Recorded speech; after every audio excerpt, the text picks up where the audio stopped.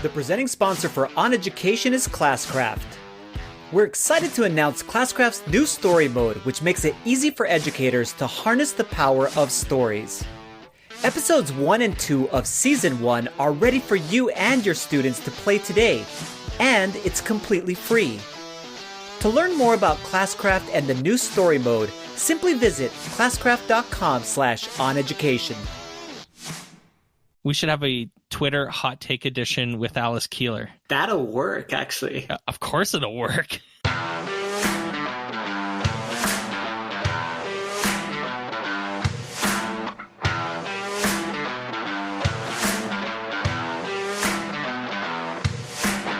Welcome to OnEducation, part of the Education Podcast Network. I'm Mike Washburn. And I'm Glen Irvin. Friends, we have an awesome pod for you today. We will discuss the Chicago teacher strike and the implications it has for teachers nationwide in the United States. We will debate whether we should have hard deadlines for our students to prepare them for the real world. And our guest this week is educator and author Scott Hebert. So, Minecraft. I got to talk about Minecraft again for a minute. So first off, I've been dying a lot. And I'm getting a little annoyed. So What's your longest amount of days, or have you? My first, to be honest, it was my first game. Yeah, I went 43 days. Dang, a month and a half in Minecraft. It was it was really good. I was so upset when that one happened. And I was really upset when I died on the airplane coming home from Edmonton. I got audibly angry on the airplane. The guy beside me was like, what the hell is, like, he knew I was playing Minecraft, obviously, because he could see me. But then I died, and I was a little ball of rage for a couple seconds. Oh my god! It was pretty funny, to be honest, as you can imagine. Oh, Who's this 40-year-old dude playing video games and playing Minecraft, and then getting angry because fired up. Oh, that's me. Yep. Oh, that's awesome. That's what I do. But yeah. I'm moving on to Minecraft Education Edition because I'm actually starting to work on a really wicked project I wanted to talk about because I'm super pumped about it. So Logix Academy, who I work for, is doing Minecraft training all across Canada. We're doing like 30 or 40 of these Minecraft summits. They're free for teachers. Listen, if anyone lives in Canada and wants to learn more about this, you need to reach out to me because we're doing free Minecraft training for schools and districts. So hop on that train because it's going to be awesome. Yes. But anyways, what we're doing for it is equally awesome. We are building a world for the training where people are going to, there's like 13 modules in this training, and we're going to build each module as a zone or area in the world, and people will walk through the world as they progress through the training. Very cool. And there will be giant like zones for people to build. So we're going to put deny blocks under the whole world, basically, so that people can't build or do anything.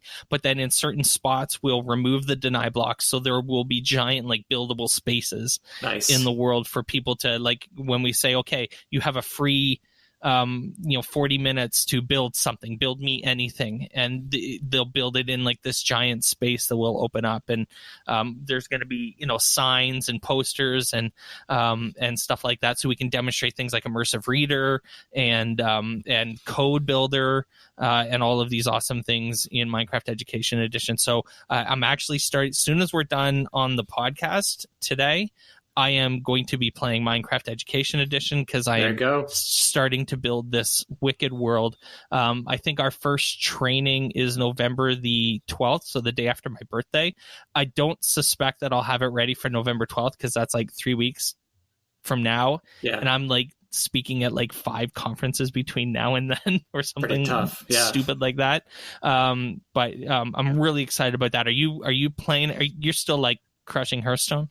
Nah, I'm playing a little bit. I was going to say about Minecraft Education Edition, I was going to follow up what you were talking about. I'm going to be speaking with Minu Rami, who has invited me just basically to speak about world language use and Minecraft Education Edition. So I was adapting one of my old lessons to the new software.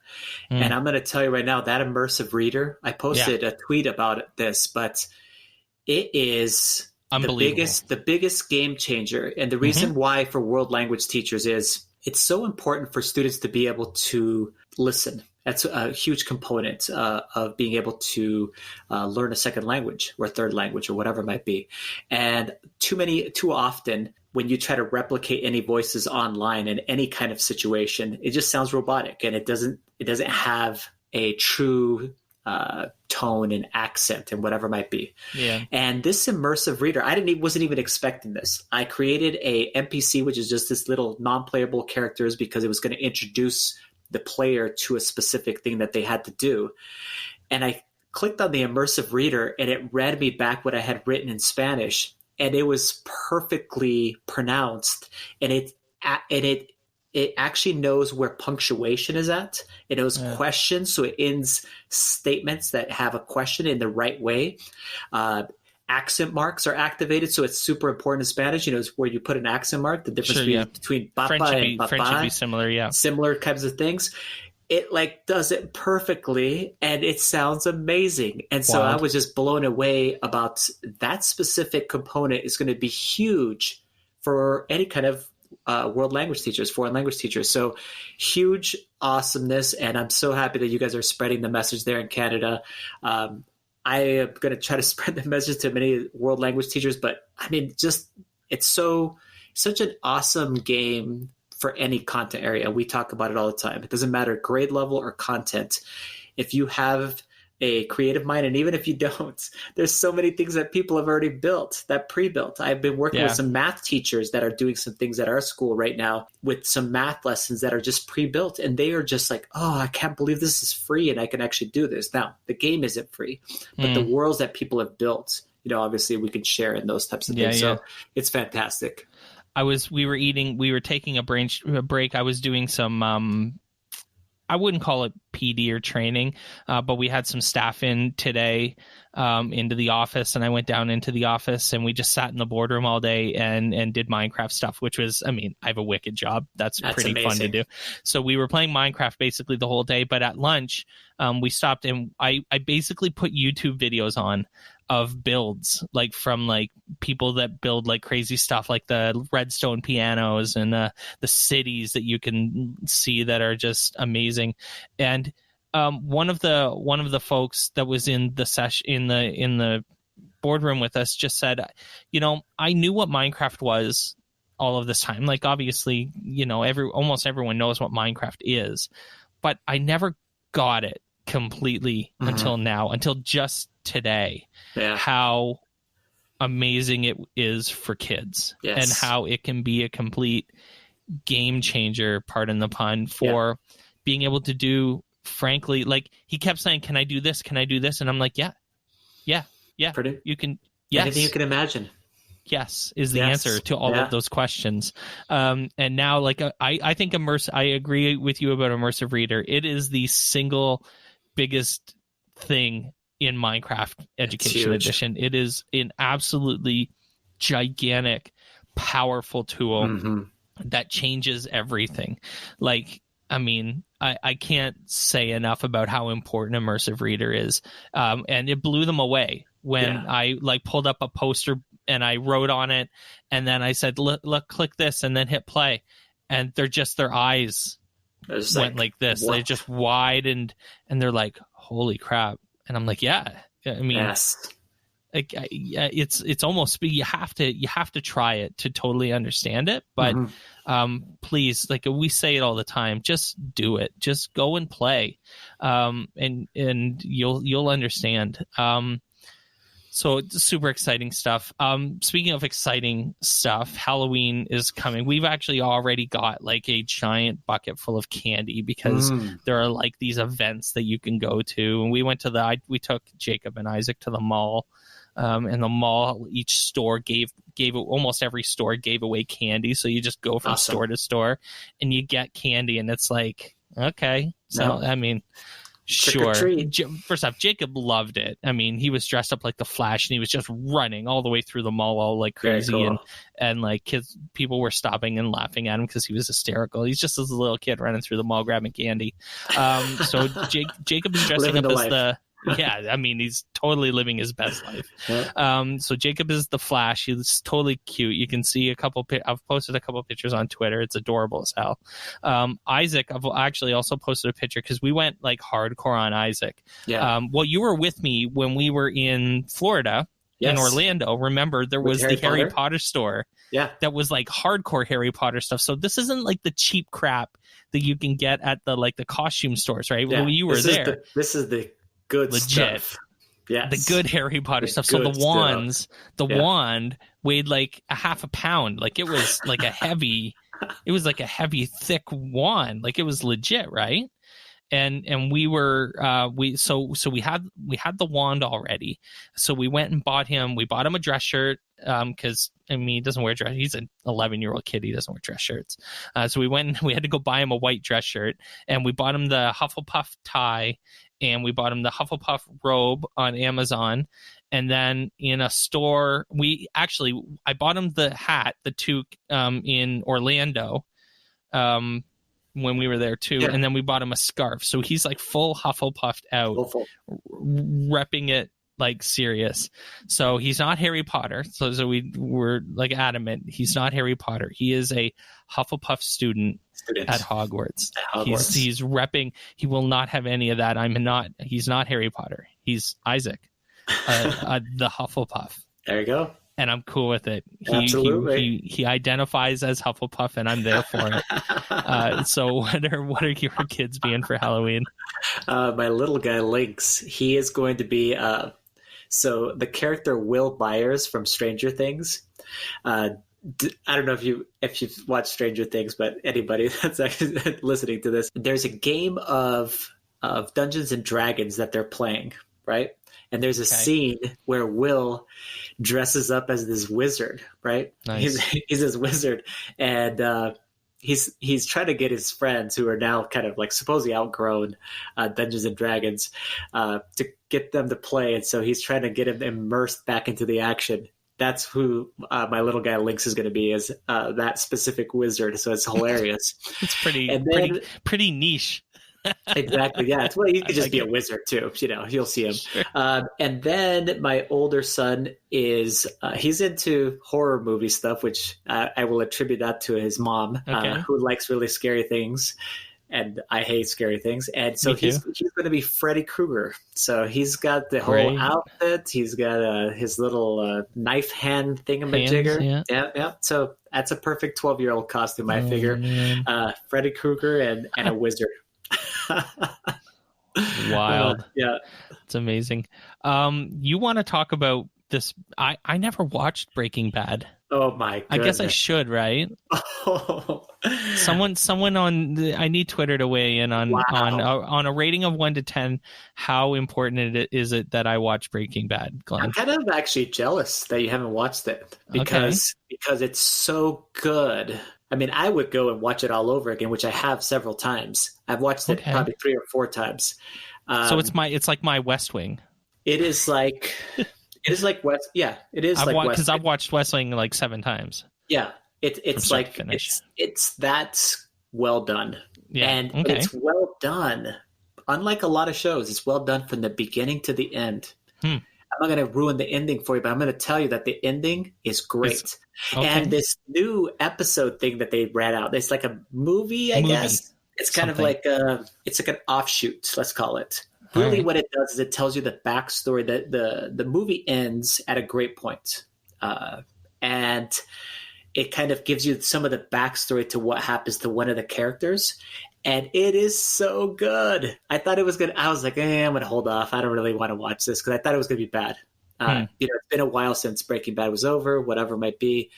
And it is great. Anybody that hasn't watched it out there, you should check it out. It's about an hour and a half long. It feels like 2 episodes of actually Breaking Bad. So it's right on that exact same thing. They stay true to their characters. Great writing. I can see what they're doing. Because the thing ends, and you're like, there's going to be a whole bunch of these because they can continue to write all of these different offshoots of this thing because it's so good. They place it on Netflix. Everybody's going to watch it. So if you haven't watched it, go do it. And especially if you're a Breaking Bad, obviously, person. And you need to just watch the whole damn thing. It's that good. Actually, right from the first episode, you will be like, man, I need to set some time aside. So don't start watching it till March when you have a little bit of well, I was gonna say I'm on planes a lot. I have two 16-hour flights coming up here going to China, right? So that would be amazing. You will have you would be like, whoa, you'll want to talk about it. I know you will.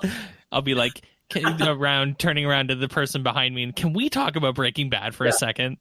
I don't know who you are, but we're on a plane together for 16 hours, so let's talk about this. Most people will want to talk about it. Yeah, that's awesome. Funny. Yes. So, the last thing we wanted to talk about in this little bit here is about the Chicago teacher strike. 8 days. They've been out of school. We were joking that kids love strikes until they have to come back. But exactly. I tell you, none of this is good for frankly anybody. 25,000 teachers, 300,000 students. Imagine that, everybody. It's got to be. I'm imagining that it's one of the top 5 probably school districts in the United States. I'm thinking about Houston, Los Angeles, New York City, probably Chicago is up there. I'm just thinking it's top 10 at least. 300,000 students is crazy.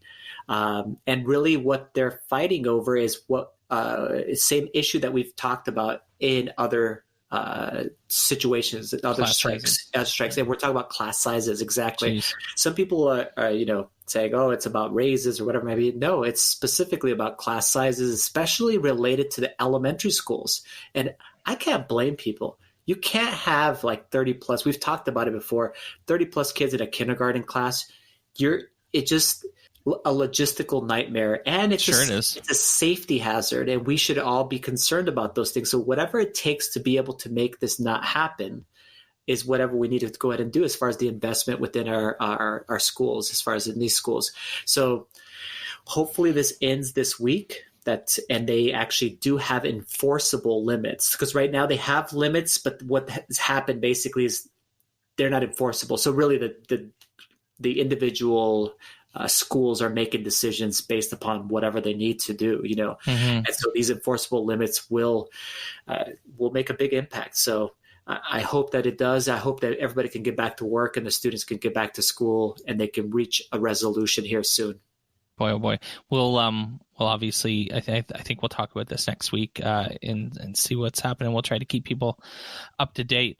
My good friend Alice Keeler broke the internet this week on Twitter. She posted a pretty hot take, and lots of people had opinions about it. And we're going to talk about the tweet and the opinions and maybe our thoughts on it when we come back. So stay tuned. OnEducation is brought to you by FreshGrade.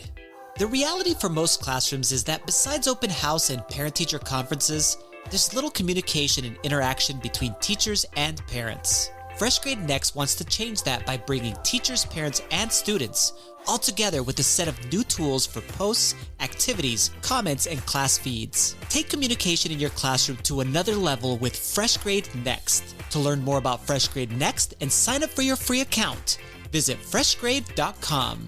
OnEducation is brought to you by Sourcewell Technology and the Impact Education Conference. Join Jimmy Casas, Angela Myers, Michael Cohen, Jordan Shapiro, the OnEducation podcast team, amazing featured speakers, and thousands of educators December 14th through 17th in Minneapolis, Minnesota for the region's best education conference. Register now using promo code OnEducation2019 for $30 off your registration. Also, with every registration, you'll receive a free book of your choice from one of the amazing speakers. To register for the conference, visit impact.sourcewelltech.org. That's impact.sourcewelltech.org. All right, welcome back to the podcast. Alice Keeler is great. she's got really strong opinions, though. Yes, and this tweet gets people going every time.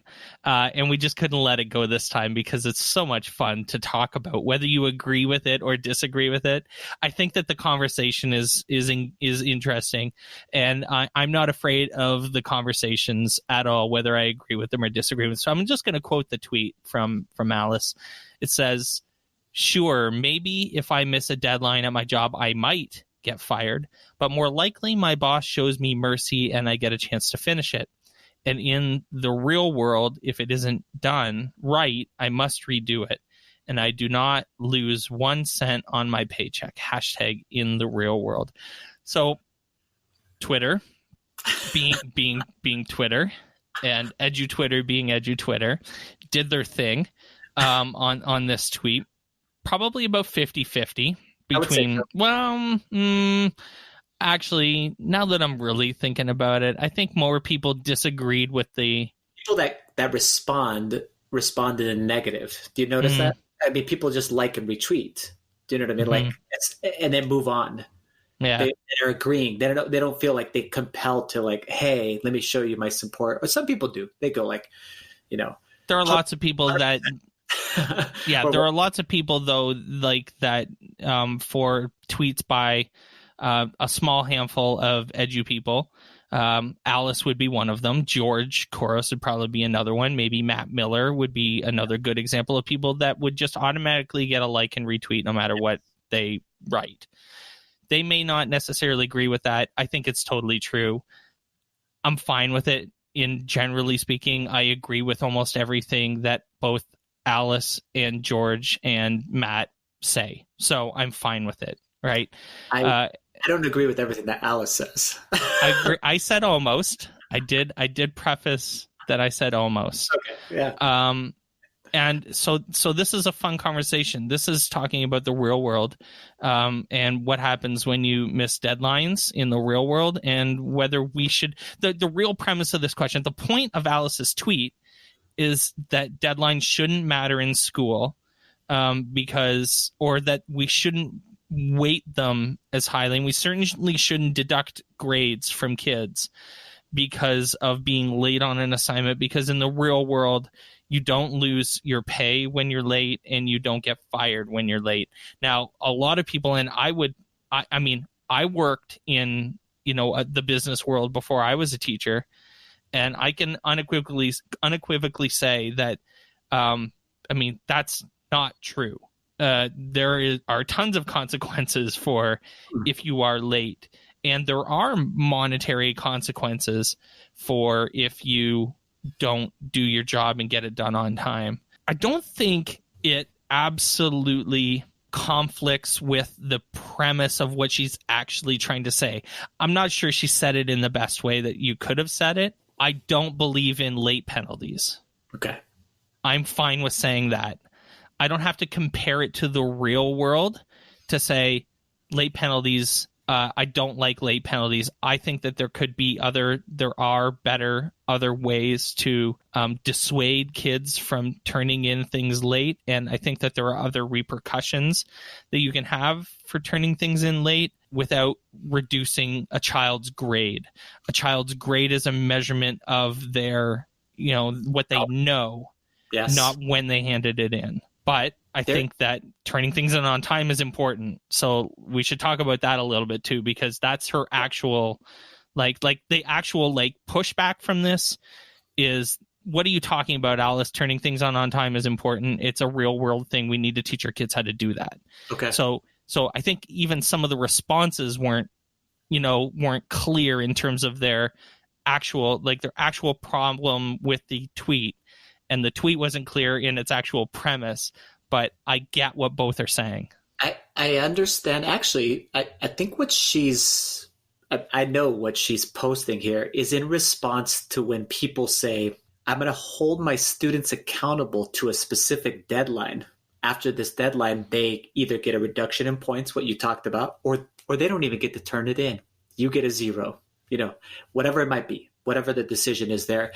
And their justification to that is that's because they need to learn this so that they can learn it, so that they have it down by the time they get into the real world. Yeah. So they can buck up for the real world. So it's like this theory that when I'm a 14-year-old or 12-year-old or whatever it might be, thing that I'm going to learn this lesson in English class when I don't submit my paper on time and I get a 0, and the repercussions of that are going to stick with me so much that I'm going to apply that to my career when I'm at, age 21, 22, whatever it might be, as far as the thing goes. And I think there's a huge disconnect there. I love this tweet by Coach Curtis, who responds to this whole thing. And he says, I always find this debate interesting because this has happened multiple times on Twitter. People seem to be split between two theories on the purpose of school. Do you go to school to learn how to be a better thinker? Or do you go to school to learn how to be a better worker? And he said, I tend to side with the first, to be a better thinker. You just talked about too, Mike. What are we measuring? Yes. At school? I mean, of course, we want to build soft skills. We've talked about that on this day. One of the soft skills could be timeliness. No, for sure. Arriving to work on time. A lot of employers, that's a key component to evaluating you. So it's saying you arrive to work on time, you complete the things that I ask of you in a timely fashion, meet deadlines, etc. And so that is important. Obviously, we want to do that. I just don't know how turning in something, how it directly correlates that line. What you're learning in school about turning in a piece of work or whatever it might be, meeting a deadline on a project, whatever it is, and then meeting that deadline at work, if those two things exactly correlate, or if it's a matter of maturity, you know what I mean? Once you get older, or the consequences are way different too. What these people are trying to say in the real world, blah, blah, blah. Of course. I mean, Alice's tweet is interesting because she actually says that in the real world, her boss would give her leniency. And it's true. Some do. Most do. I'm even fine saying most. Yeah. And she says she wouldn't lose 1 cent of a paycheck. There are some professions where if you turn in something at a deadline afterwards, you could lose a monetary. Sales, for example, you were in sales. Contracts, yeah. If you didn't meet those things, there could be massive repercussions for not meeting specific deadlines on those things. So there's something interesting as far as how she wrote it. But I think past that argument, as far as the thing goes, it's like, what is the purpose of school? That's the real discussion. That's really where it takes place. And it's a combination of soft skills and academic knowledge. Let's call it academic knowledge. Like, what do you actually do know? And then how do we measure those things? And I love framing it that way because we've actually talked about this before. And I think that this is a great analog for thinking about what the purpose of school actually is between preparing kids for work, or what did you say? Preparing kids for work or preparing kids for better thinkers. Yes. For being better thinkers. And when you think back to the way that school was and the purpose of school 200 years ago, and we've talked about this before, the Prussian model, which is the model that our all of North American school is based on, is to prepare kids for work. Yes. To get them ready to get their asses into a factory and press that button. Crank stuff out. Right. Yeah. Or go into the army and march in lines and then shoot your gun. That was the purpose of school for hundreds of years. Look it up, folks. I'm not blowing it out my butt. The purpose of school was the Prussian school system. It's like written about everywhere. And it is the model. It is the model now for our current, both the United States and Canada's school system is based on the Prussian school system model from the 1700s, folks. So, that's great. But that built kids to learn how to work and to fight. It was literally about working and fighting. And I think that Alice is, Alice's point is that school is about teaching kids, to think. and to learn in different ways. And I think that this is a fascinating conversation, and we could go on all day. Unfortunately, we don't have time for that. But hopefully, we can spark some conversation. We will definitely make this a question on Chat on Education because it's fun, and hopefully people can chime in on their amazing knowledge of the Prussian school system, because I love talking Prussian school system anytime I can get a chance. And I was just thinking, Mike, that the ultimate will be we need to get Alice back onto the podcast to specifically talk about some of these things, because then she can expand upon it. Twitter can be such a limited space for dialogue. That we should have a Twitter hot take edition with Alice Keeler. That'll work, actually. Of course it'll work. We could pull for sure like 50 tweets that have blown up. We just go with 5 of them, and man, goodness, that would be a great conversation. All right, friends, we're working on it. When we come back, we're going to talk to an amazing educator, Scott Hebert, so stay with us. OnEducation is brought to you by Fidgets. Fidgets are interactive USB sensors that support all major programming languages that make physical computing easy. Fidgets keep the emphasis on coding while increasing student engagement. And the best part is that you can get started for free right now. Simply go to bit.ly/fidgets-on-education to get your introductory kit that includes a free sensor worth over $50. That's bit.ly/fidgets-on-education. All right, welcome back to the podcast, everyone. I think it might be safe to say that our next guest is one of the most underrated experts on games-based learning and gamification that we know. Alberta educator Scott Hebert is an author, a TEDx presenter, and an absolutely brilliant educator. That all sounds great, right, Scott? Welcome to the podcast. I was going to say, you're building me up. Right. No pressure, man. Yeah. So Scott, tell everyone a little bit about yourself, where you're from, what you teach, all of that good stuff. Yeah, for sure. So, like you said, my name's Scott. I teach out in Alberta, Canada, a small town called Fort Saskatchewan. People geographically are probably more familiar. We're just outside Edmonton. I teach grade 8 science, and I'm kind of the resident tech nerdy kind of guy at the school as well. So that's what all my options are related to. But actually the funny part is I'm a phys ed and health major by degree, which I think is where I get my interest and passion for fun and games and play and all that, which I try to regularly bring into my classroom. Nice. That's awesome. Scott, you're, for lack of better words, I figured the best word to use was prolific. And so by that, I mean that you create a massive volume of work, and you use it. And your website is just packed full of amazing things. I'd love to know your thought process when you're building, in particular, you do a lot of like creative building stuff of projects and lesson plans and units.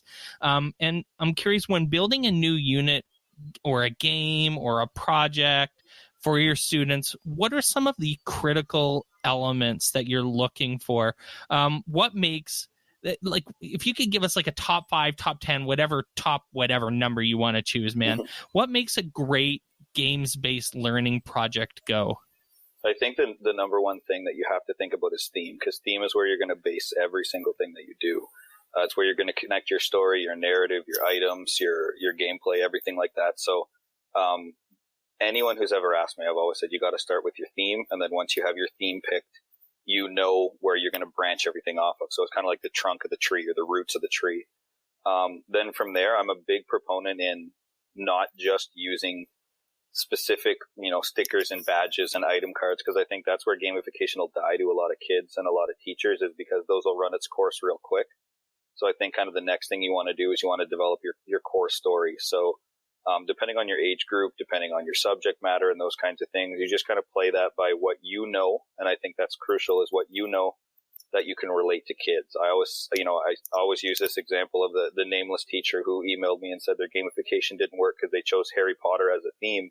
And I said, well, my first question is, how much do you know about Harry Potter? And they said, well, not a lot, but the kids like it. And I said, well, the kids are going to destroy you when you make any little mistake in the layout of your game, because they're going to say, that's not what this guy did, or that's not what that person's supposed to be doing. So then once you have your general theme, which for mine was really simple, it was the hero theme of something's been uncovered by a bad guy, and the bad guy is taken over my land, and I need help from people. So kids can relate to that really, really simply at any age, because that's like the basis of most games. And then you develop your narrative, and that's where the questing and the fun and the games come in. You pick a curricular goal. And I have a little video of this on my YouTube channel as well, but essentially kind of go between 3 columns. You pick your goal, pick how it relates to in school, and then you pick a story element that would make them kind of fuse together. So someone had messaged me actually yesterday through Twitter and said, how do I write quests? What does that mean? And I said, well, what's your grade and subject? They said, I do language arts and tech. And I said, what's your theme? And they were saying it's like post-apocalyptic.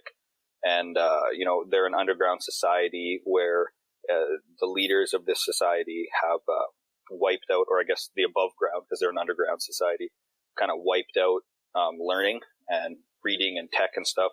So they're trying to build it back up from underneath. That kind of message, that mentality of heroes and stuff. And I said, well, if you were to teach persuasive writing, one of your quests should be the leader is looking for the best recruitment letter. So your kids write a persuasive writing piece. And then you can have hidden elements to it, like can you hide secret messages inside because it's supposed to be like a secret kite that you're going out because you don't want to be notified. For editing or proofing, you grab the skill of can you identify, punctuation, capitalization, all those things. So the idea that they send secret messages to each other full of errors, and then you have to correct all the errors to decipher the message.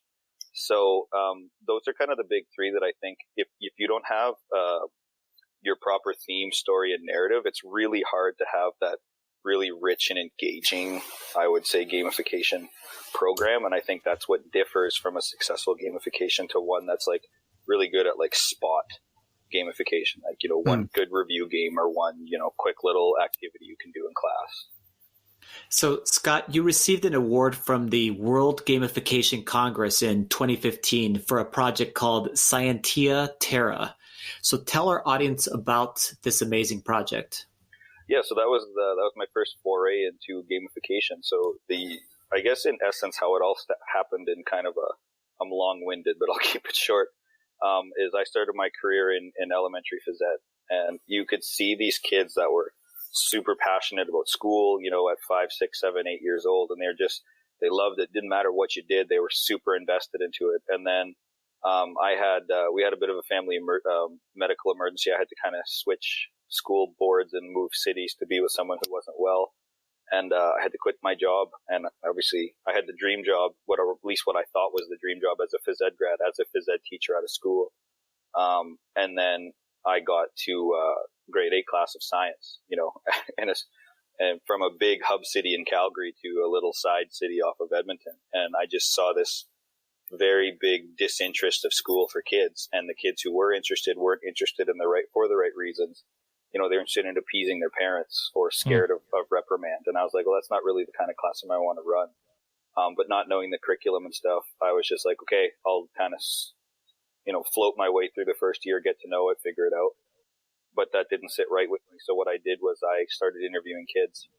And I sat down with them and I said, give me the good, the bad, and the ugly of school. If you could change it, what would a perfect classroom look like? And all of these themes started to point to, games when I looked at all kind of the answers that they gave me through these surveys.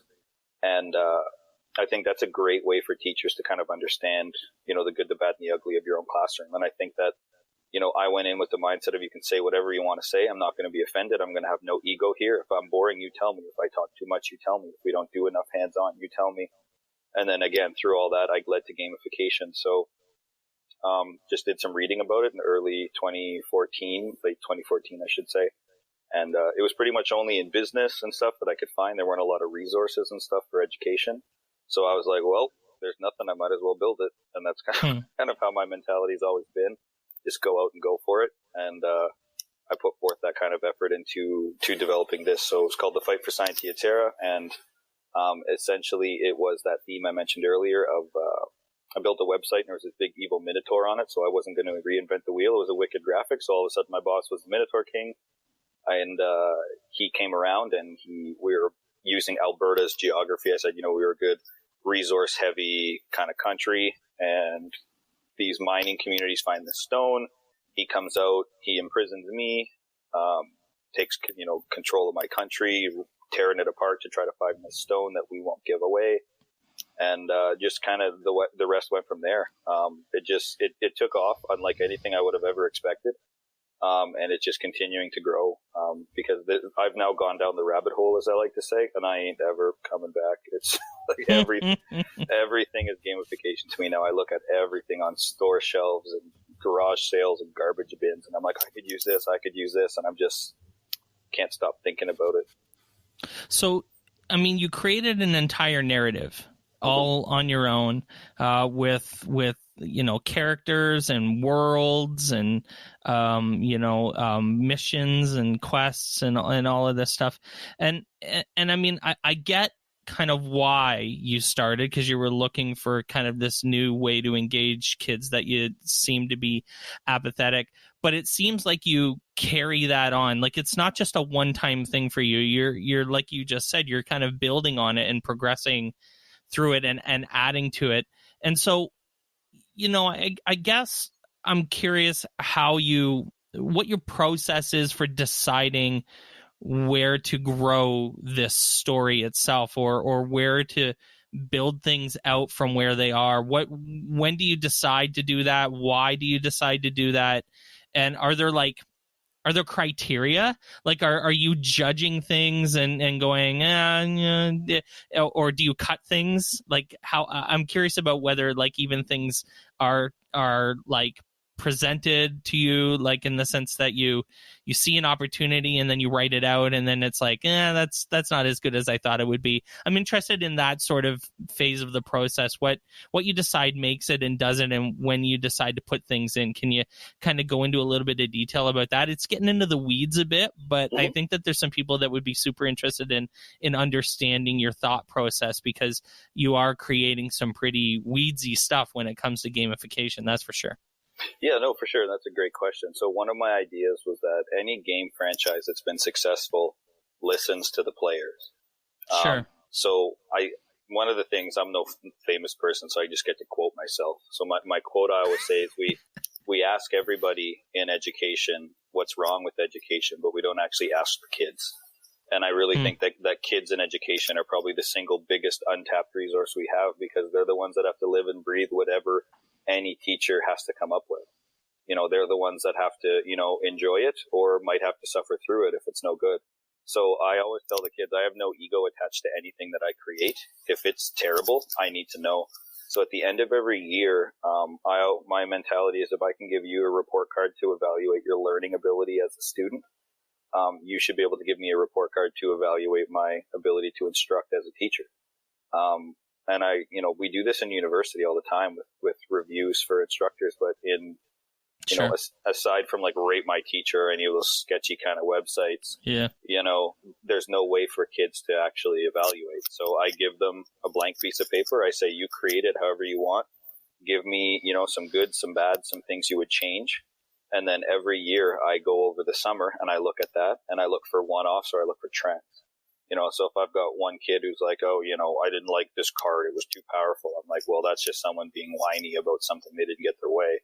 But when I look at it from a different perspective of 20 of my 50 kids said that, this quest made no sense and was super frustrating, then I'll go back and I'll rewrite it. Or I went too quick through this, or I didn't use enough of this game element or this idea. So I think really including the kids in the design process is huge. I'm just generally, though, I really like to take risk. I don't ever doubt my ability to go back and do something safe if something crazy didn't work. So I'm totally fine with literally looking at the kids. I'll give you a classic example. My first year of gamification, a really difficult to handle kid that I was warned by a lot of people wouldn't want to be in this gamification program and stuff, just fell for it. He was just hook, line, and sinker. And he goes, sometimes I misbehave, and I don't want to misbehave and screw up. So I want you to build a jail. And I was like, what do you mean you want me to build a jail in my classroom? And he goes, I want you that empty space in the corner. I legit want you to build a jail. So my brain goes, okay, let's see what we can do. So I said, that's the thing of newspapers, buddy. No, I know. Right. So he goes and he says, I said, well, what's this criteria for the jail? He goes, I need to see a place that I think regular school is, that I don't want to go if I can't handle this. And I was like, this is the weirdest idea ever, but sure, if that's what you want to do, let's go for it. And it may have been one of the single biggest learning parts of my program ever, because I built this terrible cardboard jail. I just wrapped cardboard around a desk, and it was just this like dirty looking cubicle in the corner, and I had to hire jail guards. So I eventually had my classroom turn into the Stanford experiment, because these kids couldn't check bias. They couldn't put away things, and from, recess trouble, or the guy who didn't pass you the puck at hockey the other day or whatever. And they started to bring these biases in and started to treat people who didn't deserve to go into this jail terribly. And it was an amazing discussion that we had afterward when the class decided to take it out, and we broke down why. And it was just like this immense moment of learning that I think is successful. So sometimes I go in the weeds and I have all these crazy weird ideas, but I always try to honor, as long as the idea seems semi-usable, and if it comes from a kid, I always want to try to honor the kids in my classroom, because ultimately my job is about kids. It's not about me or about anybody else. It's about them. So if I can do anything to get them, interested in any way, shape, or form to something like, hydraulics that they may not be very interested in. But if I can say, now a hobbit fell down a well, and the hobbit people are too short to reach and they're not strong enough to pull them out. And, so you got to build a little hydraulic or pneumatic lift with these little syringe things that they have. And, that's all you get. You have to figure out how it stands up, how to balance it, how to make it go up and down. How do you hook them? All those kinds of things. So that's where I find, the most fun in gamification is it's the creative element that I have to bring forward so that the program doesn't remain stagnant. So sometimes I'll come up with an idea in September, but I won't release it till the next year because I've already got 3 things I want to release for this year. So I don't know if that kind of gets what you're looking at, but that's kind of I'm totally fine with risk. That's my biggest thing that I like. I love risk. Both Mike and I speak at conferences about gamification, and I always find that there's a lot of people interested, a lot of teachers that are very interested, but there's always questions about results, because in the end, most educators are going to need to make sure that this actually works. So how have the results in your class been, and how do you measure the outcomes to see that they're improving your students as far as on your academic skills? Obviously, there's some stuff going on too that you're talking about that has to do with social emotional learning and just social skills that you guys are being able to discuss. But what about academics? How are you doing that, Scott? Yeah. So one thing that I'm really honest with is I am seeing success academically, but I'm not. I teach grade 8 science. I'm not an academically driven teacher, and a lot of people hear that and they put their back up on the wall and they get all worried. But the idea is the mark I give a kid in grade 8 might as well just go straight in the garbage at the end of grade 8, because it's never anything that's ever going to be referenced to. Yeah. Kids will wear it like a badge, though, because you ask any math teacher, what's it like when you get a kid in grade 8 math who thinks they're terrible at math from grade 3 to grade 8? Well, you got to do a hell of a lot of work to get that kid built back up for them to believe. So sure. I always tell kids, I'm like, you might be getting a 60 in my class, but you've got a 40 for the last 3 years. So that's a heck of an improvement for you. So I think that as long as people recognize it from a growth standpoint and not solely everyone's got to have 80s and honor for it to work. And I think that's a big misconception sometimes from teachers in education, especially younger teachers, as they get worried about I have to produce immediate results. But so, on average, just for data, sorry to cut you off.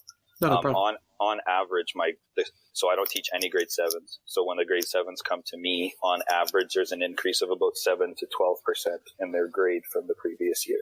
So I was just thinking about this too, and kind of how do you measure success? And one of the things that you're measuring though too is obviously there's some students that don't have very good success, but when they get into your class, you're doing much more than building them up as far as academically. You're building a relationship with them, to hopefully that actually inspires them to do that much better after they leave your class, right? Yeah, 100%.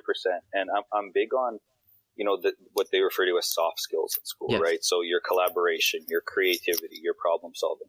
So you can ask any kid that I teach. The most common phrase I say is, I don't know, because I got so tired in my first year, not before I did gamification, of assigning an assignment. And then it wouldn't even be out of my hand. And the kids were like, well, what do I do? What do I Google? How do I find this?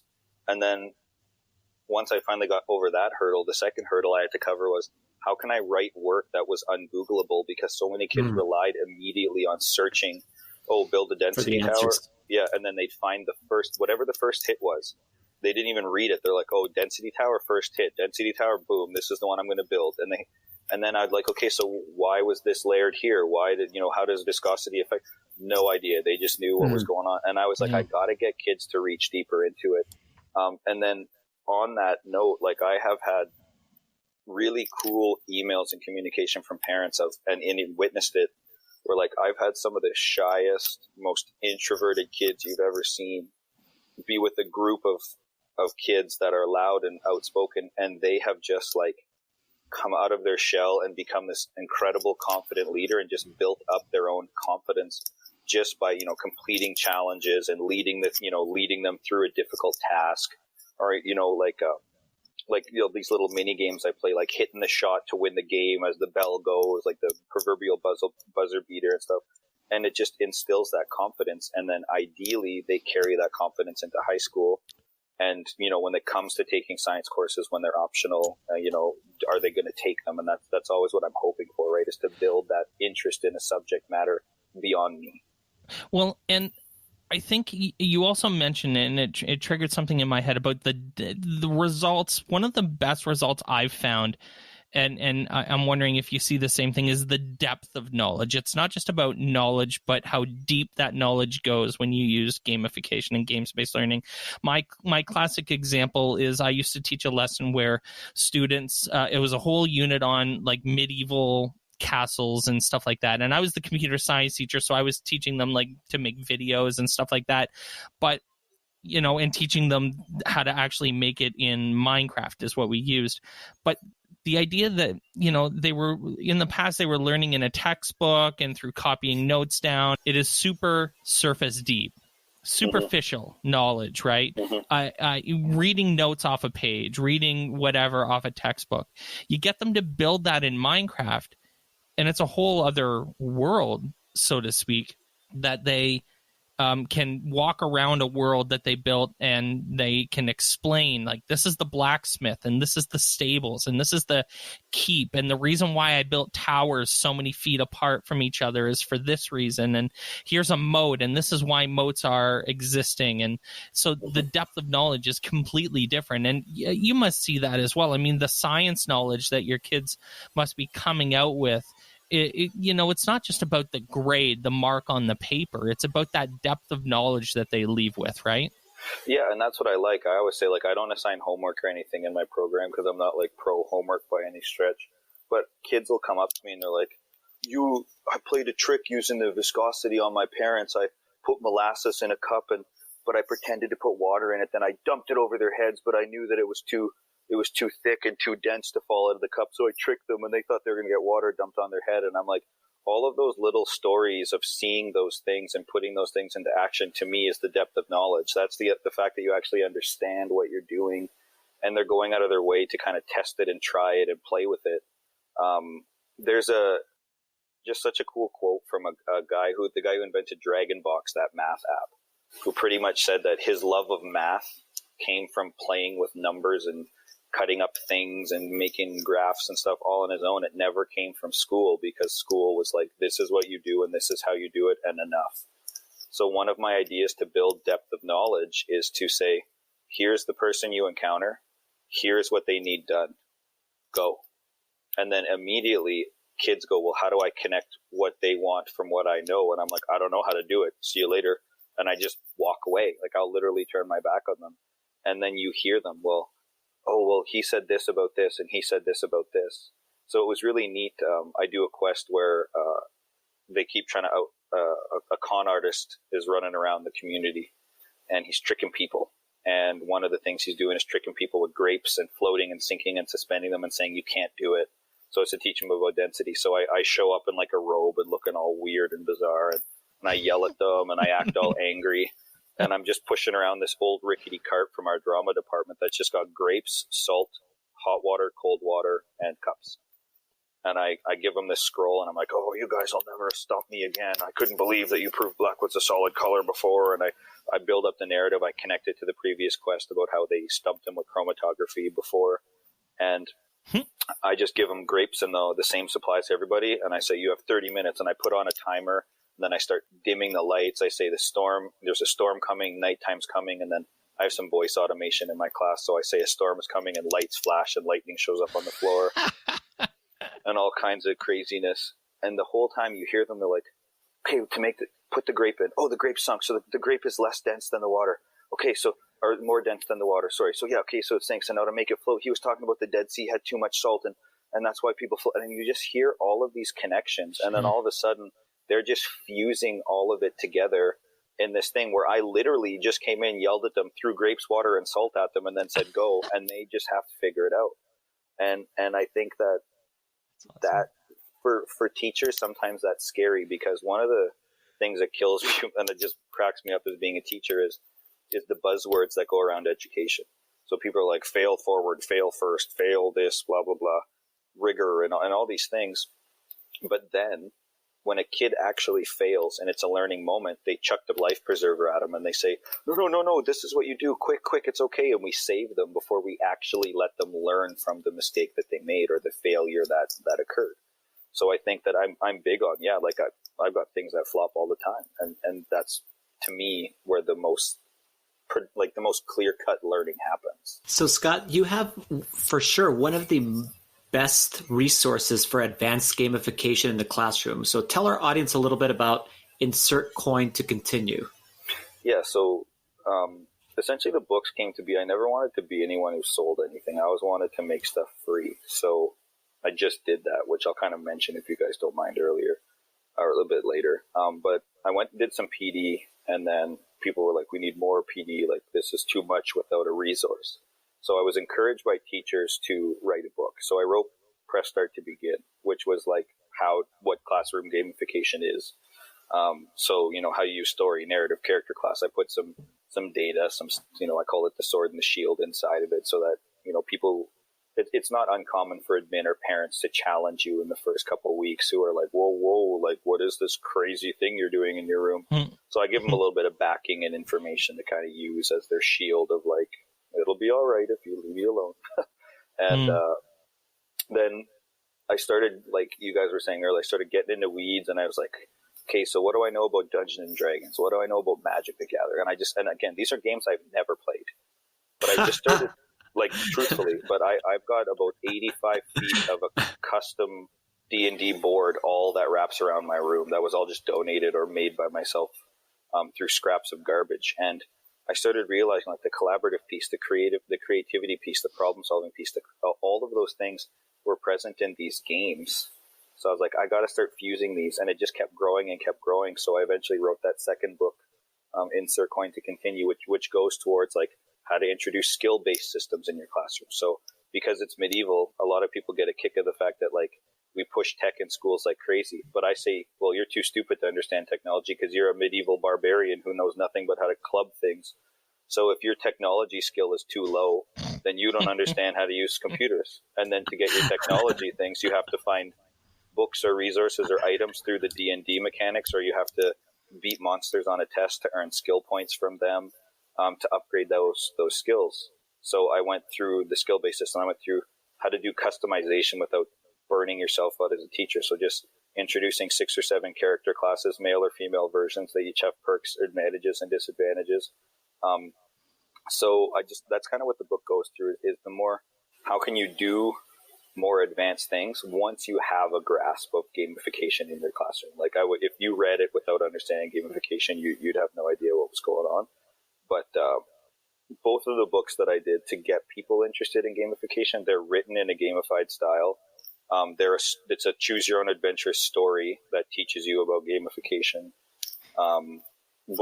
when I did the print books, I had examples of scratch cards and all kinds of different things built into the book. I self-publish and I hand make everything just so that people realize that what you're capable of doing. So the whole, in reading both of them, specifically the first one, you get to the idea of what it could look like, what narrative looked like, what story looks like, and then how to infuse it. And then the second one goes really deep into the extra game mechanics of if you really, have had a good successful year or two, like how to really dive into some of the more heavier stuff. So, I mean, we really, really, really want people to connect with you and reach out and learn more about, I mean, you have an incredible amount of material on your website, and you share stuff on Twitter constantly, amazing things you're doing. So why don't you let people know what they can learn from you, how they can connect with you, where they can go to learn more, and how to reach out to you on Twitter. Yeah, so on Twitter and Instagram, I am at Mr. Hebert PE. So it's Mr. Hebert, and then just PE, because I originally made my account when I was a phys ed teacher. I just don't feel like changing it now. You'll see my name comes up as Master Hebes with a weird picture of me dressed as a strange-looking king. So this year I dressed up as Master Hebes for my school photos. So I'm a really serious-looking king in my school yearbook and stuff, which is funny. I have a YouTube channel found under Master Hebes. If you just search that, and Hebes is Heebs. And actually, as I mentioned about free stuff, if you look at episode 22 on that channel, it's called Gamification for Everyone for Free.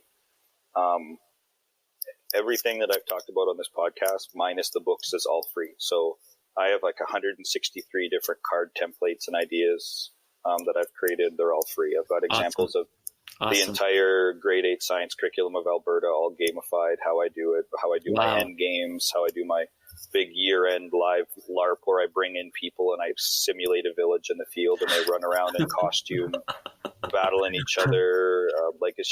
I never wanted money to ever be an issue in education for a teacher who might feel as if, this is for me, but I don't have the $5,000 this person needs for their workshop packages and blah, blah, blah. So the only thing I charge for is my books, and they're PDF print your own book at $20 a set, or $20 a book or $30 for the set. And any profit I make off of that goes into just running my website or buying things for my classroom, which I then turn into free videos for the community of like, oh, I bought this game, invest $10, do this. So, I mean, I just released a video about how to make your own custom WWE belts if you want to have like a, running around with the championship wrestling match in your classroom. Well, we do actually do sword fights, something called Amp Guard. So, Nice. Those are fun waivers to send home. Your kids will be hitting each other with padded sticks and swords.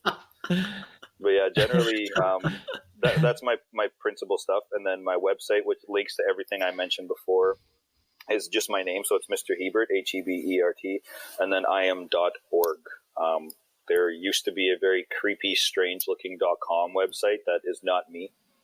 So I am under .org. And then I have a tab called Gamification where everything is linked there. And there's contact info. You can tweet at me, whatever. I absolutely love helping people do this. It's literally, I'm going to Istanbul, Turkey in 3 days to go talk about this. Fantastic.